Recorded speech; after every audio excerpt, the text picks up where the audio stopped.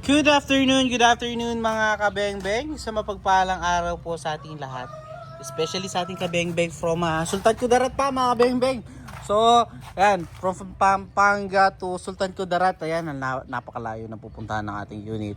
So, big shoutout sa ating kabeng-beng na si Sir John Karamat. Sir John Karamat. John Mark Karamat, sorry po. Ayan, Sir John Mark Karamat ng Sultan Kudarat. Sir, salamat po ulit. So, pangalawang unit niya na ito, mga kabeng-beng, yung una, SPMC Bolt Action.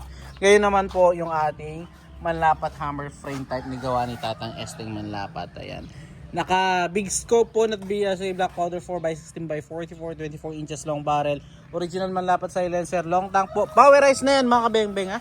Then, ayan, napaka-pogi, napakalinis lang po ng pagkakagawa. Tignan nyo po yung mga lock niya, napakalalaki ng kanyang barrel lock. So, ito, subukan po natin, gagamitin natin pellets, mixture pellets, sa recession sorted straight from the box ng mga bala. So, Sir John Mark Karamat, check po natin yung groupings ng inyong unit bago natin ipadala sa Sultan Kudarat.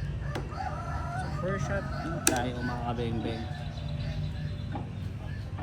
First shot.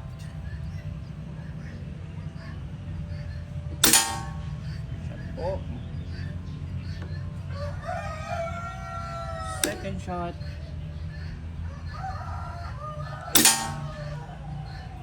Pangatlo.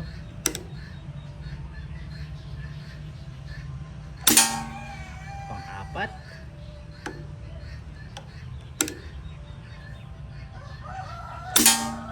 At pang-lima.